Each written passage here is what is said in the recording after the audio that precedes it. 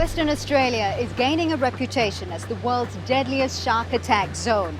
With 5 fatalities in just 10 months, there are fears more deaths could occur as summer approaches. Now WA's government is planning to track, catch and destroy potentially threatening sharks. But conservationists say this endangered species must be protected. I'm Fauzia Ibrahim. On this edition of 101 East, we ask if preemptive shark killing is the solution to end these attacks.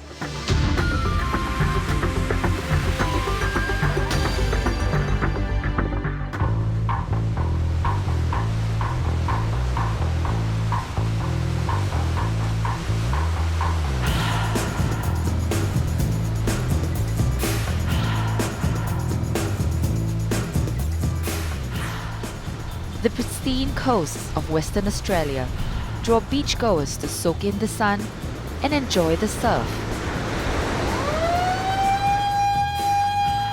Until an emergency siren breaks up the fun, a call to get out of the water. Witnesses have described how a 5-metre shark has been killed in a shark attack. By a shark. The surfer has described seeing a large black shadow lurking. It is the second shark attack in Australian waters in as many days. Western Australia, or WA, has made headlines with a spate of deadly shark He was attacks, found lying on the shore, his board bitten in half. claiming 5 lives in less than 10 months. The most recent fatality in July this year. There's been another deadly shark attack off the West Australian coast.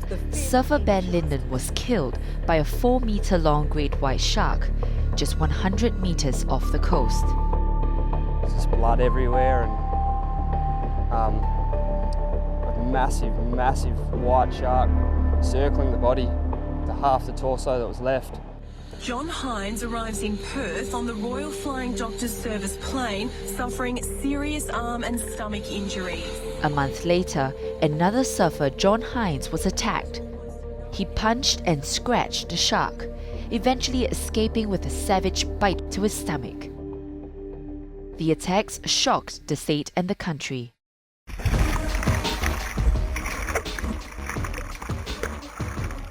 Keith Halnan grew up surfing the waters in the southwest, 3 hours drive from the capital, Perth. While the big breaks entice him, the sea is also a grim reminder of the dangers lurking for surfers like him. Well, it'd have to be the surfers, be the firing line, as the statistics have said, because we're sitting out on the outside of the surf zone where sharks might come through. We're always thinking that we might look like a seal, mistaken for a seal. While aware of the risks he takes venturing out to catch a wave, Keith says more needs to be done to protect those closer to shore. He takes us to a popular surfing beach frequented by the young and old. It's here 2 years ago, a father of 2 was taken by a great white. We've had great whites close by. We're heading up towards swimming areas. We're going, well, that's an unacceptable risk to the public, for families or kids or surfers, whoever's along that beach line. I think that risk should be eliminated. We're not out to hunt down great whites or go looking for them, but great whites are in the area where we swim or surf. We welcome that they're being taken out of the equation. This is where we're surfing today at Redgate Beach. As the owner of a local surf school, Keith says shark attacks are bad for business. After an attack, he receives cancellations for lessons and his business suffers a 40% loss. Holidaymakers fear Western Australia's growing reputation as one of the world's deadliest places for shark attacks. In response, the Western Australian government issued a $7 million fund to reduce shark attacks. This includes killing sharks that proved an imminent threat to beachgoers. Clearly something has changed and therefore as a government we have a responsibility to ensure that people using our beaches and enjoying them are safe. Human life comes first. Previously, a kill order was issued only after an attack, but now any shark that comes too close to swimmers will be killed. A judgment will be made that a shark is behaving in a predatory, menacing way and is a threat to human life. In that case, the Director General would most likely issue that order, and that shark would be caught by either commercial fishermen or by the Fisheries Department. News of the preemptive hunt brought both support and criticism. Tim NICOL, a conservationist, is a strong advocate against the kill order, calling it a knee-jerk reaction. They're talking about killing a shark that hasn't attacked someone, so really sort of a guilty until proven innocent, sort of assuming that a large shark that's in a place around people is dangerous. And we don't really know that, and there's no really any sort of evidence or way that we can look at that shark and know that it's dangerous. And it's sort of, it's bringing out kind of that sort of a war on sharks type feel in the media and in the community, and really serving to heighten the fear that was already there. Tim fears the hardline approach against the protected species will have greater repercussions. A third of open ocean sharks are now in risk of extinction due to the shark fin trade. A number of shark species have been fished to very, very low levels. And that has huge repercussions for the ocean ecosystem beyond sharks, because sharks, I guess, control and regulate the ocean ecosystem, and that whole system evolved with sharks. So sharks are really at peril, and we stand to lose a lot because of that. Conservationists estimate up to 17 million sharks are killed globally every year. With more and more people entering the water, Tim wants to educate the public about shark behaviour. There is always a risk when you enter the ocean. Certain circumstances are more risky than others, and people need to understand that to make informed decisions about what they do. But the risk is very small, very small. Far more people drown, far more people die in car accidents on the way to the beach. And you've got to keep those things in perspective.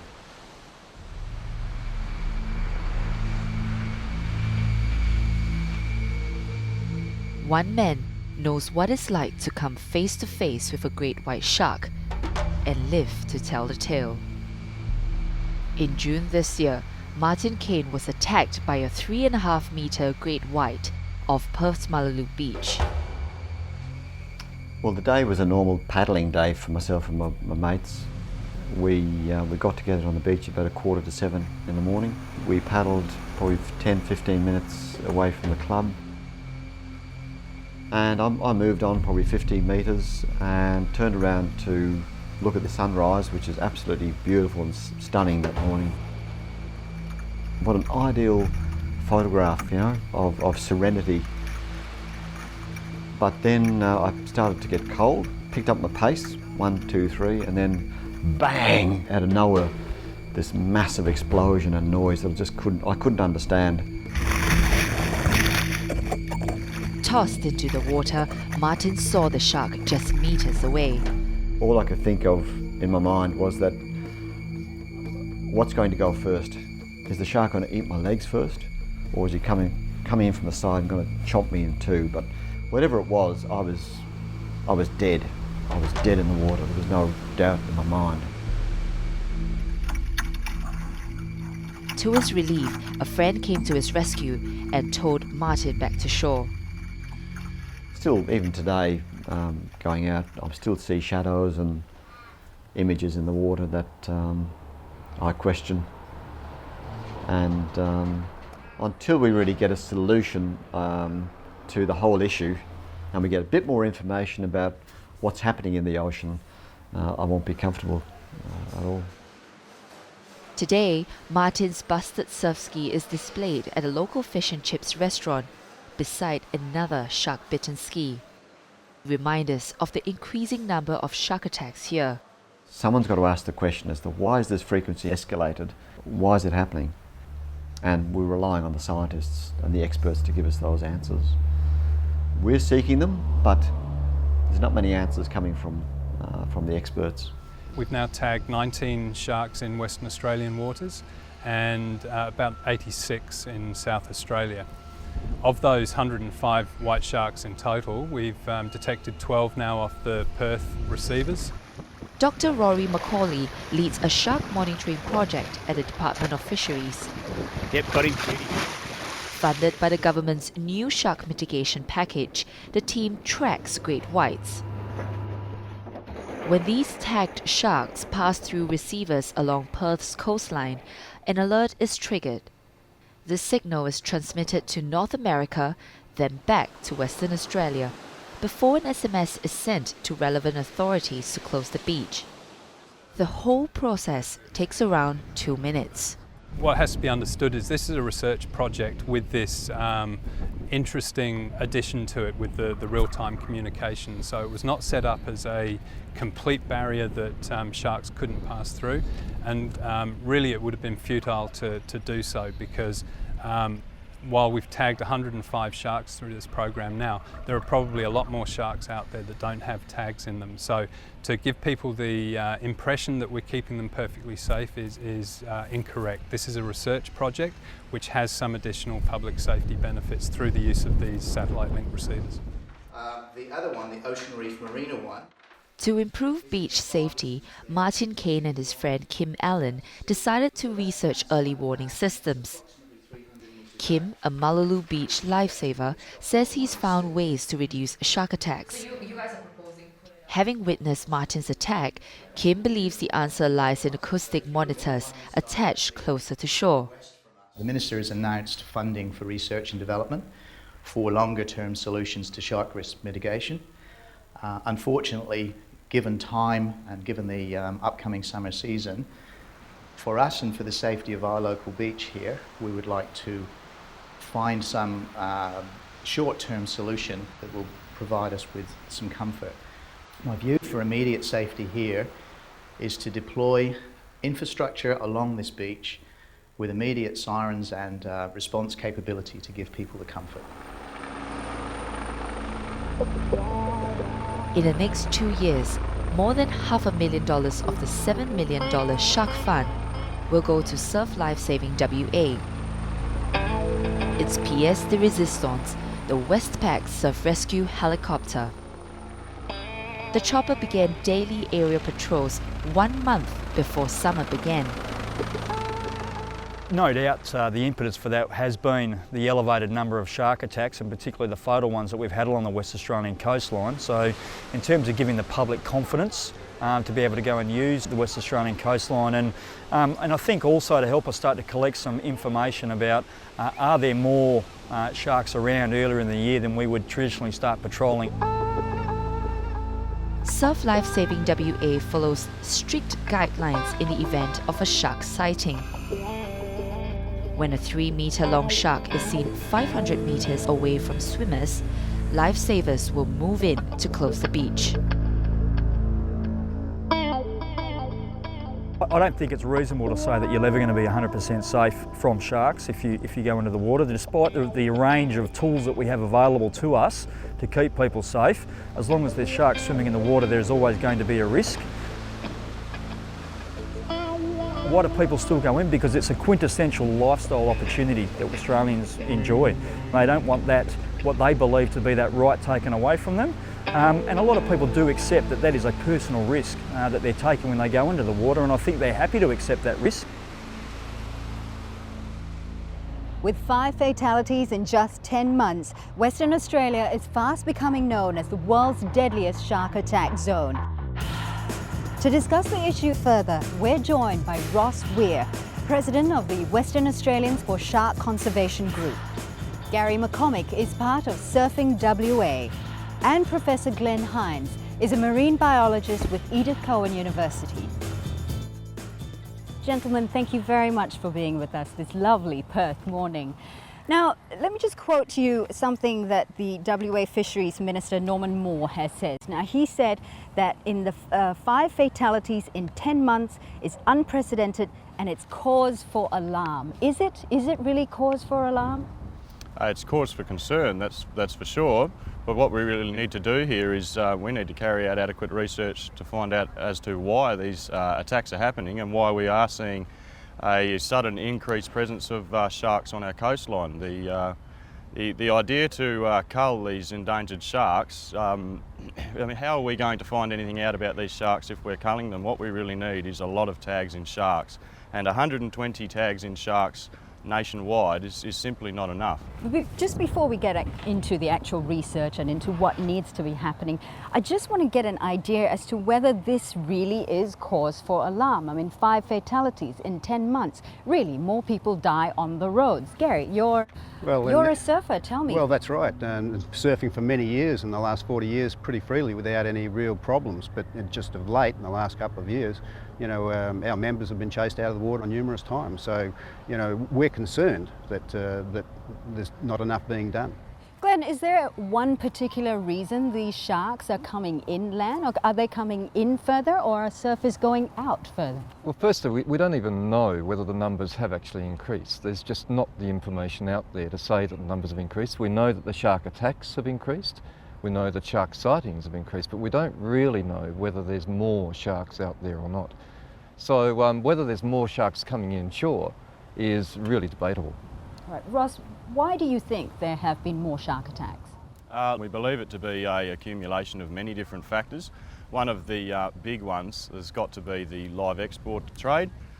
We have noticed through research that a lot of these attacks occur whilst there are 1 or 2 live export vessels in the area, and these vessels are required to get rid of dead animals as they come into our waters in order to pass quarantine tests. So there is a real possibility that these sharks are following these vessels in a heightened, frenzied state, ready to feed, but there is no actual food at the end of this blood and offal trail. So what these sharks are doing is they're then cruising around our waters ready to feed, and of course they may be finding swimmers. Right. Gary, being a surfer, just tapping on your experience, 40 years of surfing here, who's encroaching on whose territory? I think we've always been there, but of late more people are recording sightings. The local commercial crayfishing industry is reporting a lot more than they ever have seen in the past. You know, there seems to be, obviously with the results and the research we have to date with the number of reports that happen every weekend, that there seems to be a lot more activity. Right. Now, the WA's government has come up with a plan to try to either reduce the number of shark attacks or try to eliminate it. But one of the most controversial parts of this plan is the proposal to destroy sharks that are posing an imminent threat to beach-goers. Ross, what do you think is an imminent threat? Well, I mean, that's a pretty interesting question, isn't it? I mean, just entering the water constitutes a danger. I mean, like you said earlier, you've got a far higher chance of being killed on your way to the beach. The fact remains that your odds of being attacked by a shark are still 300 million to 1, and it really shouldn't be of any surprise to us that sharks live in the ocean. I mean, we need to remember and respect the ocean. I mean, the ocean gave us life. We don't own the ocean owns us. And these sharks, if you look at what's going on globally at the moment, sharks are being wiped off the face of the planet. We've lost 90% of our shark stocks over the last 30 years. Globally, it's estimated our shark stocks are now at 10%. And sharks are actually part of a complex process that happens in the ocean which sees us and our planet provided with 70 to 80% of our oxygen. So we really need to be careful here and look at what other impacts we may be having by culling these sharks. Glenn, would you agree? Well, they're an apex predator, so they're really important in our environment. So you need those apex predators to effectively eat down some of the consumers below them. And they're important in cleaning up a lot of the waste out there as well. If you look at the whales out there are whales dying, they come in and they start cleaning those up. So they're important sort of salvage system as well, I guess. So to go out and just cull them, I think needs to be treated with a great deal of caution. Gary, you're sitting here and you're listening to a conservationist, you're listening to a marine biologist saying, look, we need to protect the sharks. But at the same time, the surfing community says, what about us? Who's protecting us? Is that... That's the biggest fear at the moment. We've got a government that's damned if they do and damned if they don't. They don't know which way to go. We know that the public opinion is 80% against limiting the numbers of sharks. As surfers and stakeholders in the ocean, we're very concerned that there's no safety. In the Reunion Island in the Indian Ocean, the French government has just banned surfing on Reunion Island because of shark attacks. We would hate to see that happen here. You know, there's a lot that happens around surfing. At the same time, though, you know, there is public opinion that will say, well, you're choosing to go out there and put your life in danger. Why should the government spend $2 million to target potentially dangerous sharks in order to protect you when you choose to go out there and endanger yourselves? I don't think you're going to be able to stop surfers from doing what they've always done. You know, there's 40, 50 years of the freedom of going to the beach. People just will always want to do that. To change 30, 40 years of what we've done is not going to happen. Would you be in favour of preemptive killing? I think what's happened is that we did have a commercial shark fishing industry, that this bycatch back in the 70s and 60s, and that was juvenile great whites. Since that bycatch and since that commercial fishing industry has ceased, we've found that there's greater numbers. They've actually grown in the last 12 years to a point where we seem to have more numbers. And it's not about research or anything like that. We really do have a problem that, as Glenn said, we don't know enough. We don't know how many there are out there, but we're getting reports, and we've got our own members, our own surfing fraternity, being chased out of the water on a regular basis. So there must be more. It can't be just one shark swimming up and down the coast. One of the issues here, though, is that, well, we don't know how many there are out there, but the population has increased markedly in Perth. So we're seeing not only more people, but we're seeing more people going into more remote areas as well. We're also seeing them going further offshore. We're seeing people using the water a lot more. We've got a lot more divers out there. We have a lot more surfers. We have a lot more people sailboarding. So we're a very much water-based society here. And so we're seeing more people using the water, so we'd expect to have more sightings. And we'd perhaps expect to have more attacks as well. It gets to the point where it's almost a territorial issue, isn't it? I just want to come back to WA's Premier Colin Barnett, and what he said is, we will always put the lives and safety of beachgoers ahead of the shark. This is, after all, a fish. Let's keep it in perspective. Does he have it in perspective? The government is willing to put a lot of money into protecting us on the roads, protecting us on a range of different environments on land. Where people are recreating. So why not put the money into protecting people on the beaches as well? What about the warning system that's in place now? Does it work for beachgoers? It works very well. Up at MULLALOO, no more than 2 kilometres north of here, we had 50 warnings in a week. Obviously there was 1 or 2 sharks that were tagged, and at the cost of $10,000 a tag, I think that's you know, a lot of money to be spent on a warning system. It works. However, we had the best beach in Western Australia there for a while, with helicopters and patrol boats and police and surf lifesavers. It was fantastic. But it didn't stop anybody from going in the water. There were still surf schools in the water, there were still people swimming and all that, even though 2 hours before there was a warning 500 metres from that beach. That being the case, Glenn, then maybe this is something that we've just got to accept and live with. As you said, the population of Perth, of WA, is increasing, and more people are going out into the water, so it's just something we need to accept. Is that the case? We need to figure out ways of actually co-inhabiting the environment. So I think that this array system, the detection system, is the start. It's brilliant. But you're only getting a small part of the population. So you can only detect those animals that have been tagged, and only a small number of sharks have actually been tagged, as Ross said earlier. So we need to either tag more, or we need to find out other ways of actually detecting these sharks, so that we can have a warning system before they come into shore, so that we can give people the choice. If they want to go out and swim with the sharks, then that's possibly their option. Gary, do you think it's a case of more education for the humans who are going to the beach, or do you think it's a case of limiting the number of sharks who are coming into the waters? I think that already surfers are not going for the very early morning surfs or late afternoon surfs. I know that they're investing in anklets and all sorts of shark deterrent devices. Whether they work or not is another thing. We don't have a real lot of satisfaction there. I think the biggest problem, of course, is at the moment is that if you've got a shark that's hanging around for a few days, that's a large shark, you know, the warning signs go up and that, somebody goes surfing, they still get taken, and then the shark's still seen a day or so later. Nothing's done about it. Ross, do you think then that perhaps this is just something we need to accept, that there will be shark attacks as humans and sharks coexist? It's inevitable that as our population continues to increase, that there will be an increase in shark and human interaction. I mean, having said that, though, we are losing these animals at an alarming rate, and something really needs to be done about that. So we are of the view that we do need to coexist with these animals. I'm afraid we're going to have to leave the discussion there, but thank you so much for being with us today. And that's all the time we have for this edition of 101 East. You can always follow the program through our website, podcast, Facebook and Twitter. From all the team in Western Australia, thanks for watching.